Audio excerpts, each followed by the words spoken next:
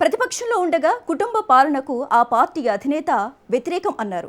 ఒకే కుటుంబంలో అందరికీ పదవులు ఎందుకని ప్రశ్నించారు. ప్రజాసేవ చేయాలంటే పదవులు అవసరం లేదని చెప్పుకొచ్చారు. కానీ అధికారంలోకి వచ్చాక ఆ పార్టీ అధ్యక్షుడు రూట్ మార్చారు. పార్టీ ప్రభుత్వ పదవుల్లో సొంత పార్టీకే ప్రాధాన్యం ఇస్తున్నారు. అధినేత తీరుతో సొంత పార్టీ నేతలు సైతం ఆశ్చర్యపోతున్నారట. ఇంతకు గతంలో కుటుంబ పాలనను వ్యతిరేకించింది ఎవరు? ఇప్పుడు అన్ని పార్టీల మాదిరిగానే నిర్ణయాలు తీసుకుంటున్న అధినేత ఎవరు? Let's watch. కుటుంబ పాలనకు వ్యతిరేకంగా గతంలో గళం విప్పిన జనసేన అధినేత పవన్ కళ్యాణ్ ఇప్పుడు అధికారంలోకి వచ్చిన తర్వాత తీసుకుంటున్న కొన్ని నిర్ణయాలు రాజకీయంగా కొత్త చర్చకు తెరలేపుతున్నాయి. ముఖ్యంగా తన సోదరుడు నాగబాబుకు ఎమ్మెల్సీ పదవి దక్కడం, తాజాగా కేబినెట్ హోదాతో కూడిన నామినేటెడ్ పదవికి ఎంపిక చేయడం జనసేనలోనే కాదు రాష్ట్ర రాజకీయాల్లోనూ ఆసక్తికర అంశంగా మారింది. ఒకప్పుడు రాజకీయాల్లో కుటుంబ ఆధిపత్యాన్ని ప్రశ్నించిన పవన్ ఇప్పుడు తన కుటుంబ సభ్యుడికి వరుసగా కీలక పదవులు దక్కేలా చేయడం ఏ సంకేతాలను ఇస్తోందన్న చర్చ మొదలైంది. పవన్ కళ్యాణ్ ప్రస్తుతం ఏపీ డిప్యూటీ సీఎంగా కీలక బాధ్యతలు నిర్వహిస్తున్నారు. ఆయనకు సంబంధించిన శాఖలోనే నాగబాబుకు పదవి దక్కడం ఈ వ్యవహారానికి మరింత రాజకీయ ప్రాధాన్యత తీసుకొచ్చింది. సాధారణంగా అధికారంలో ఉన్న పార్టీలు కీలక పదవులు భర్తీ చేసేటప్పుడు రాజకీయ సమతుల్యత, సామాజిక సమీకరణాలు, పార్టీ కోసం పనిచేసిన నేతల అర్హత ఇలాంటి అంశాలను పరిగణనలోకి తీసుకుంటాయి. అయితే ఇక్కడ కుటుంబ సభ్యుడికి ప్రాధాన్యత ఇవ్వడం వల్ల పార్టీలోని ఇతర ఆశావహుల్లో అసంతృప్తి పెరిగే అవకాశం ఉందని రాజకీయ విశ్లేషకులు చెబుతున్నారు.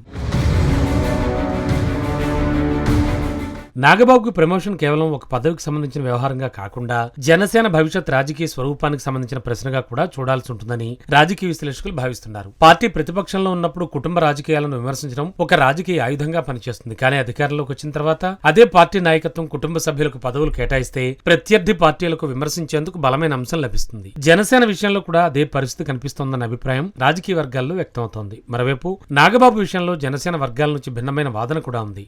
ఆయన పార్టీ ప్రారంభ దశ నుంచి పవన్ కళ్యాణ్ అండగా ఉండడంతో పాటు పార్టీ వ్యవహారాల్లో కీలకంగా వ్యవహరించారని, పార్టీ కోసం పనిచేసిన నాయకుడిగా ఆయనకు పదవి ఇవ్వడానికి కుటుంబ రాజకీయాలతో ముడిపెట్టడం సరికాదని ఆయన అనుకూల వర్గాలు చెబుతున్నాయి. అంటే ఇది బంధుత్వం ఆధారంగా ఇచ్చిన పదవా లేక పార్టీకి చేసిన సేవలకు ఇచ్చిన గుర్తింపు అన్నదే అసలు రాజకీయ ప్రశ్నగా మారుతోంది.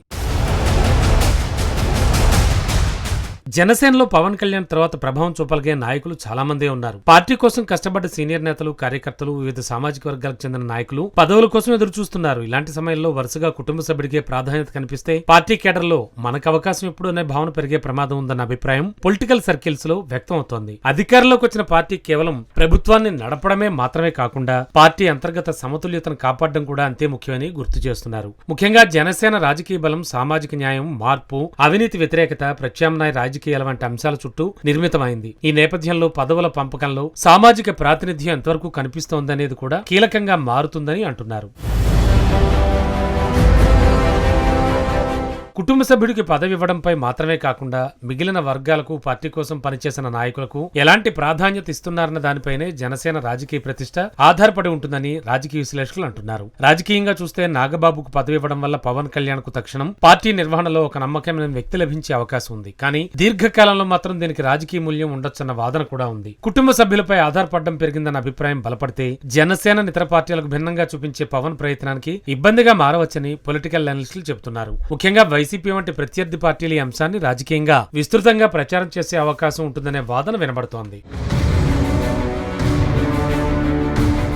అందుకే ఇప్పుడు జనసేన ముందున్న అసలు సవాలు నాగబాబుకు పదవి ఇవ్వడమే కాదు, ఈ నిర్ణయాన్ని పార్టీ కేడర్కు, ప్రజలకు ఏ విధంగా వివరిస్తుందన్నదే. పవన్ కళ్యాణ్ గతంలో వ్యతిరేకించిన కుటుంబ పాలనకు, ప్రస్తుత నిర్ణయాలకు మధ్య ఉన్న తేడాను ఆయన ఎలా సమర్థించుకుంటారన్నది ఆసక్తికరంగా మారింది. పార్టీ కోసం పనిచేసిన నాయకులకు కూడా సముచిత ప్రాధాన్యత కల్పిస్తూ సామాజిక న్యాయాన్ని పదవుల పంపకంలో ప్రతిబింబిస్తేనే ఈ విమర్శలకు సమాధానం చెప్పగలరన్న అభిప్రాయం రాజకీయ వర్గాల్లో వ్యక్తమవుతోంది. మొత్తంగా చూస్తే నాగబాబుకు తగ్గిన తాజా పదవి ఒక వ్యక్తికి లభించిన రాజకీయ అవకాశం మాత్రమే కాదు, జనసేన అధికారంలోకి వచ్చిన తర్వాత ఆ పార్టీ తన గత సిద్ధాంతాలకు ఎంతవరకు కట్టుబడి ఉంది, పవన్ కళ్యాణ్ చెప్పిన ప్రత్యామ్నాయ రాజకీయాల ఆచరణలో ఎలా కనబడుతున్నాయి, కుటుంబానికి పార్టీకి మధ్య పవన్ ఎలాంటి సమతుల్యత పాటిస్తున్నారు అనే ప్రశ్నలు కూడా ముందుకొస్తున్నాయి. ఈ విమర్శలు కేవలం రాజకీయ ప్రత్యర్థుల ఆరోపణలుగానే మిగిలిపోతాయా లేక జనసేనలో నిజమైన అసంతృప్తిగా మారతాయా అనేది మాత్రం వేచి చూడాల్సిందే.